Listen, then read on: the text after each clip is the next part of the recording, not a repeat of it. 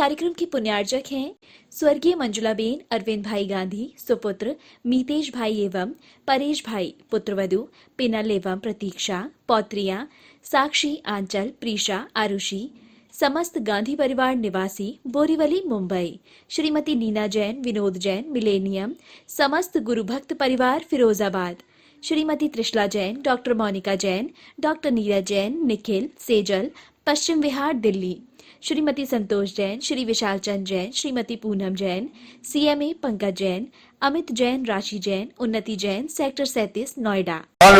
तो सबसे पहले इंद्रभूति हुई। भगवान महावीर स्वामी के सर्वप्रथम अनुयायी, भगवान महावीर स्वामी द्वारा प्रतिपादित प्रवर्तमान धर्म के सर्वप्रथम अनुयायी यदि कोई मानव के शिष्य माने तो इंद्रभूति, अग्निभूति और वायुभूति। तो भगवान महावीर स्वामी का शासन काल प्रारंभ हुआ श्रावणवदी एकम से, और जिस शासक के शासन में रहते हैं उस शासक की आज्ञा मानना प्रत्येक अनुयायी का कर्तव्य व धर्म होता है। आज वर्तमान काल में भारत में जो शासन चल रहा है प्रजातंत्र शासन है, कोई भी व्यक्ति उस शासन का उल्लंघन नहीं कर सकता। उल्लंघन करने पर वह अपराधी घोषित किया जाता है, दंड का पात्र होता है। इसी तरह भगवान महावीर स्वामी द्वारा प्रवर्तमान धर्म के हम अनुयायी उनके शासन में जी रहे हैं। हमारा और आपका कर्तव्य बनता है अपने शासक को कभी न भूलें। अपने शासक का जय घोष तो सभी करते हैं, प्रातः काल से लेकर के संध्या काल तक अपने शासक की जय लगाओ, जितनी बार लगा सको। उनका श्रवण करो, चिंतन करो, उनके उपदेशों को, संदेशों को जीवन में अंगीकार करो। महानुभाव, आज ये वीर शासन जयंती का पर्व, भगवान महावीर स्वामी के शासन का ये महोत्सव और उनका शासन आज पूरी भारत क्षेत्र में विद्यमान है। भव्य प्राणी जो कुछ भी धर्म की ओर आगे बढ़ रही हैं वे उनके शासन के माध्यम से बढ़ रही हैं। यदि भगवान महावीर स्वामी का शासन नहीं होता तो कोई भी प्राणी अपने कल्याण के मार्ग पर अग्रसर नहीं हो पाता। वीर शासन जयंती का आशय यही है कि भगवान महावीर स्वामी का शासन काल आज से प्रारंभ हो गया। आप भी अपने जीवन में कोई भी एक लघु नियम ले सकते हैं। एक लघु नियम से व्यक्ति तीर्थंकर पद तक की यात्रा कर सकता है। बड़े बड़े नियम प्रारंभ में व्यक्ति नहीं ले सकता, किंतु छोटे छोटे नियम के माध्यम से व्यक्ति अपनी जीवन यात्रा पूरी कर सकता है। बालक जब छोटा होता है तो वह अपने इशारे से बैठ भी नहीं पाता, खड़ा नहीं हो पाता, चल नहीं पाता। वह शनई वह चलने की कोशिश करता है, चेष्टा करता है, घुटनों के बल चलता है। किंतु घुटनों के बल चलने वाला बालक हमेशा घुटनों के बल नहीं चलता, खड़ा भी होता है, लड़खड़ाते ही गिरता है, फिर 3 पहिए की गाड़ी के माध्यम से चलता है और बाद में फिर बिना सहारे के भी चलता है। घुटनों के बल चलते चलते, घुटनों के बल चलते चलते पैर खड़े हो जाते ही छोटे छोटे नियम एक दिन बहुत बड़े बन जाते हैं। आपने और हमने भी जीवन में कोई नियम लेने का प्रारंभ किया है। पहले कोई छोटा सा नियम लिया होगा और छोटा नियम पहले कुछ दिन के लिए लिया होगा, पूरा यावत जीवन नहीं, वर्षों के लिए, महीने के लिए, दिनों के लिए लिया होगा। चाहे रात्रि भोजन का त्याग लिया, चाहे जमीकंद के त्याग का लिया, चाहे दिव्यदर्शन की प्रतिज्ञा ली या अभिषेक पूजन का नियम लिया, पहले छोटे छोटे नियम लिए। भगवान महावीर स्वामी का जीव जब पूर्वाभिधि की पर्याय में था उस समय से उसके जीवन में धर्म का प्रारंभ हो गया। यद्यपि भगवान महावीर स्वामी का जीव तृतीय काल के अंत में ऋषभदेव का पोता था, भरत का पुत्र मरीचि। और जब ऋषभदेव महाराज ने यथार्थ दिगंबर दीक्षा स्वीकार की उस समय 4000 राजाओं ने दीक्षा और ली थी। उन 4000 राजाओं में एक मारीच भी था, किंतु क्षुधा की परिचय न सहन करने के कारण वे 4000 राजा अपने पद से च्युत हो गए। वन के देवताओं ने उन्हें आगाह किया दिगंबर अवस्था में आप वृक्ष के फल तोड़ करके ऐसे नहीं खा सकते, झरनों का पानी नहीं पी सकते। उन्होंने भी अन्य अन्य वेश धारण किए, किसी ने छाल, चर्म, बलकल आदि लपेट करके उन्हें वे जंगल में ही रहे, लौट करके अपने राज्य में नहीं गए। उन्हें भय था, भरत हमें दंड देगा, हम सन्यास के लिए आए तो लौट करके अब अपने स्वदेश नहीं जा सकते। किंतु जब महाराज शबदेव को केवल ज्ञान की प्राप्ति हो गई, तब सभी ने पुनः दीक्षा लेकर के, प्रायश्चित लेकर के भगवान शबदेव के संवत्सर में प्रवेश किया और 3999 राजा तपस्या करके मोक्ष को प्राप्त भी हुए। मरीचि भी उस समय तपस्या करके मोक्ष प्राप्त कर लेता। किंतु संवत्सर में किसी ने ये प्रश्न पूछा वृषभसेन गणधर से, हे प्रभु, इस इक्ष्वाक वंश में महाराज ऋषभदेव तीर्थंकर हुए, उस कुल में भरत चक्रवर्ती हुए, वावली प्रथम कामदेव हुए और आप वृषभसेन प्रथम गणधर हुए और महाराज ऋषभदेव के सभी पुत्र इसी वजह से मोक्ष प्राप्त करेंगे। क्या इस सभा में कोई ऐसा भी पुण्यात्मा जीव है जो इसी तरह धर्म की प्रवृत्ति करके अपनी आत्मा का एवं अन्य प्राणियों का कल्याण करे? वृषभसेन गणधर महाराज ने कहा, हाँ, इस सभा में मरीचि विराजमान है, वे तीर्थंकर बनकर के मोक्ष प्राप्त करेंगे। इतना सुनना ही था तो मरीचि के मन में अहंकार आ गया और कर्म का उदय आने से सभा से निकल के बाहर आ गए। जब मैं स्वयं तीर्थंकर बनूंगा, मैं स्वयं ही धर्म का प्रवर्तक बनूंगा, तो यहां बाबा की सभा में क्यों बैठूं? ऋषभदेव भगवान की बाबा थी, उनकी सभा में क्यों बैठूं? मैं अपना धर्म अलग बनाऊंगा, मेरा समझ अलग लगेगा। पूरी बात तो सुनी नहीं कि तीर्थंकर बनोगे, बाद में तीर्थंकर पति को बंद करोगे। तो वही जी मरीचि का इसने भगवान शबदेव के संवत्सर में संस्कार प्राप्त किए, पूर्वदेव की पर्यायता वो संस्कार लुप्त रहे। वह भगवान महावीर स्वामी का जीव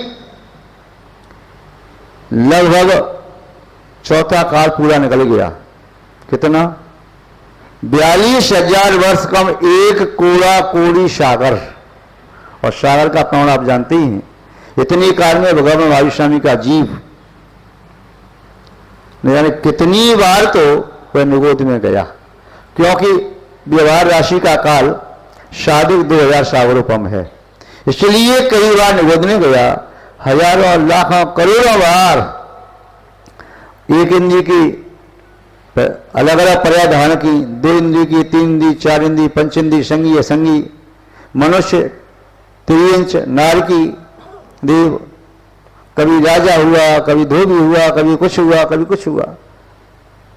तो महावीर स्वामी का जीव जिसने संवत्सर में धर्म को सुना, किंतु ये आत्मा तीव्र कर्म के उद्देश्य से संस्कार पूरी नष्ट हो गई और वह जीव संसार में परिभ्रमण करता रहा।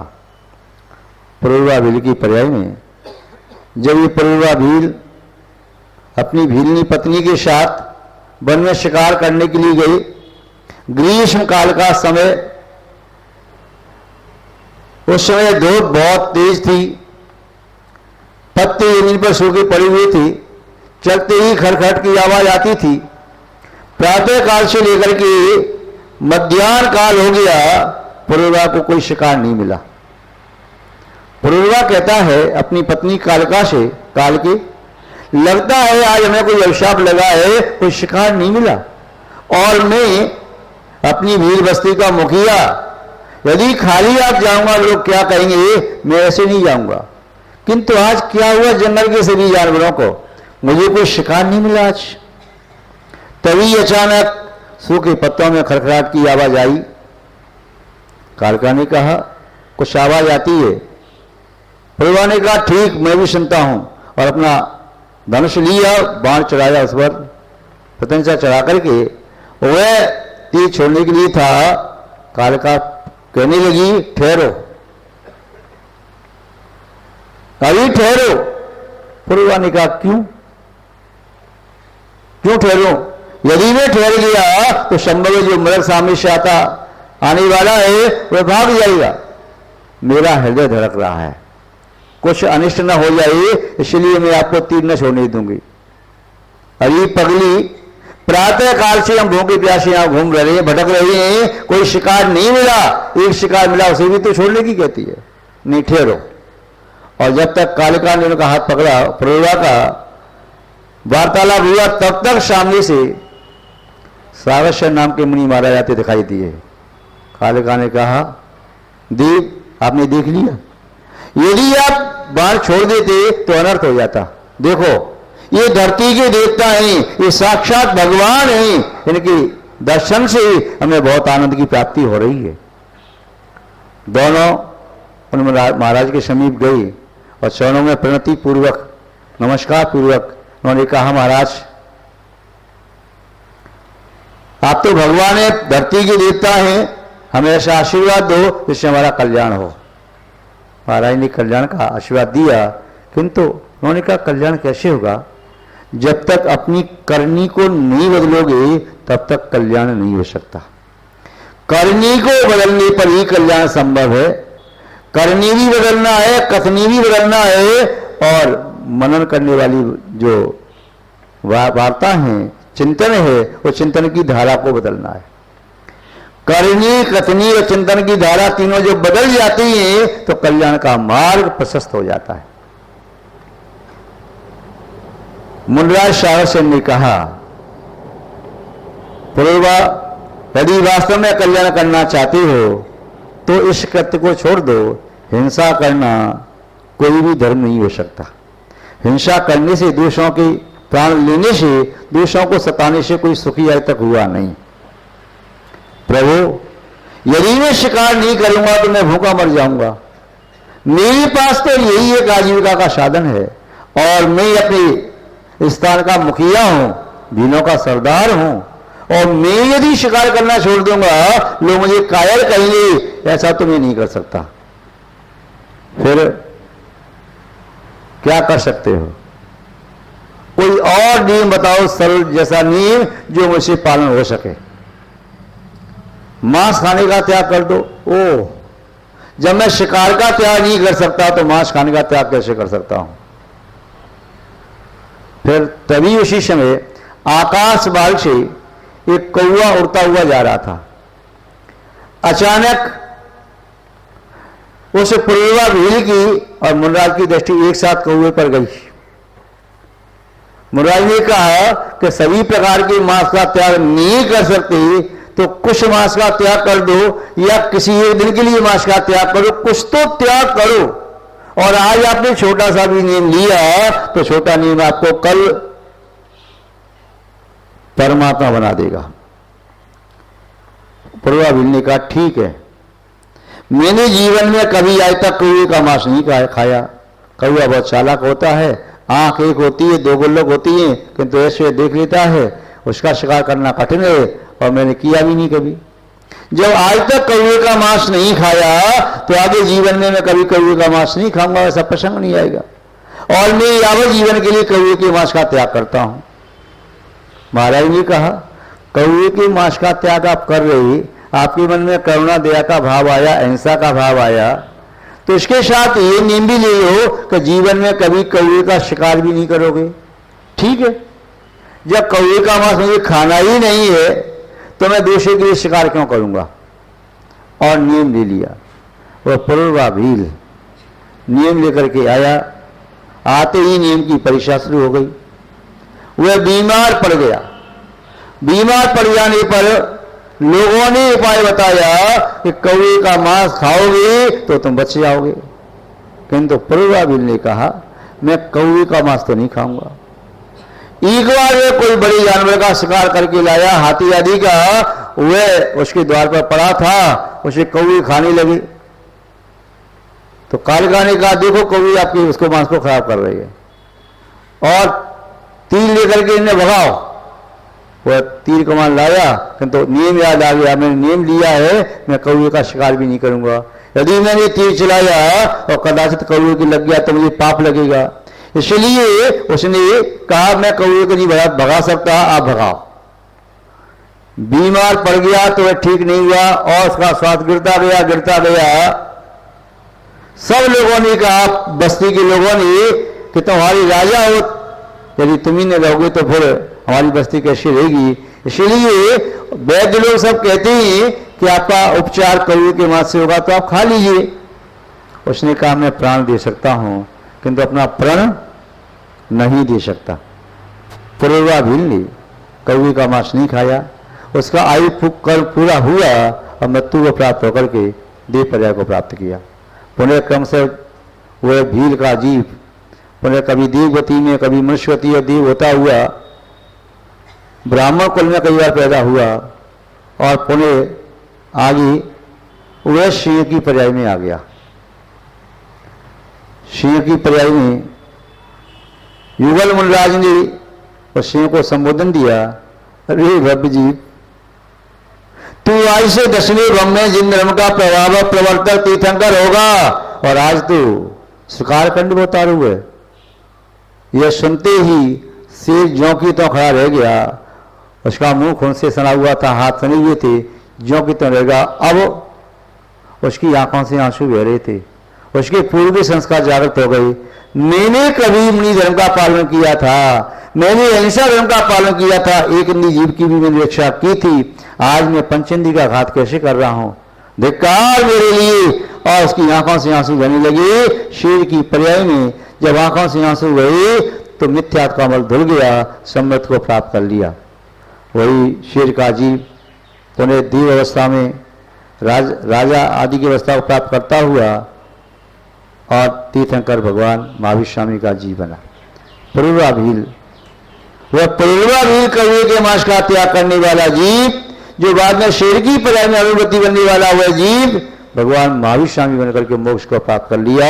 वही भगवान महावीर स्वामी जिन्होंने वैशाख सुदी 10वीं को केवल ज्ञान को प्राप्त किया था, चैत सुदी त्रयोदशी को जगह जन्म कल्याण मनाते हैं आप लोग, और आषाढ़ की षष्ठी को गर्भ कल्याणक, और मौसरी 10वीं को दीक्षा कल्याणक, और कार्तिक वदी अमावस्या को मोक्ष कल्याणक। ये हमारे शासन है भगवान महावीर स्वामी, उनकी ये शासन जयंती का पर्व है। भगवान महावीर स्वामी का जीवन चरित्र साल में एक बार तो पढ़ लेना चाहिए। भगवान महावीर स्वामी ने कैसी तपस्या की, क्या साधना की, कैसे उन्होंने अपने कर्मों को नष्ट किया और मोक्ष को प्राप्त किया। उनका जीवन चरित्र पढ़ने मात्र से भी पापों का नाश होता है। भगवान महावीर स्वामी का नाम लेने मात्र से पापों का नाश होता है, स्मरण करने मात्र से पापों का नाश होता है, पुण्य की प्राप्ति होती है। तो महानुभाव, एक छोटा सा नियम भी व्यक्ति को कहां से कहां पहुंचा सकता है। आज वीर शासन जयंती 2578वीं, 2578 वर्ष पूर्व भगवान महावीर स्वामी ने आज के दिन दिव्य ध्वनि के माध्यम से भव्य जीवन का कल्याण किया, यहाँ से प्रारंभ हुआ था। तो आज आप और हम भी अपने जीवन में कोई एक ऐसा छोटा सा नियम ले सकते हैं जिसके माध्यम से हम सदैव जागरूक रहें। और नियम चाहे तो ये ले सकते हैं कि हम जिन आगम के ग्रंथों का स्वाध्याय करेंगे, चाहे भले ही 5 मिनट का स्वाध्याय करेंगे, 10 मिनट का करेंगे, 15 मिनट, 20 मिनट, आधा घंटा, कितना भी करेंगे, किंतु नित्य किया गया स्वाध्याय सदैव प्रवर्तमान जाज्वल दीपक की तरह से आत्मा के अंदर दिव्य आलोक भरने वाला है। जो नित्य स्वाध्याय करते हैं उनके धर्म के मार्ग से भटकने के चांस बहुत कम रहते हैं, और जो स्वाध्याय नहीं करते उनके जीवन में धर्म के संस्कार स्थिरता को प्राप्त नहीं होते। 4 दिन के लिए संस्कार प्राप्त हुए, पुनः भी नष्ट हो गए। वह तो हाथी का स्नान जैसा है, हाथी ने स्नान किया और पुनः बाद में बाहर निकला, जलाशय के बाहर धूल डाल दी, पुनः ज्यों की त्यों हो गया। इसलिए महानुभाव, आज वीर शासन जयंती के अवसर पर इस स्वाध्याय का नियम तो आप ले सकते हैं।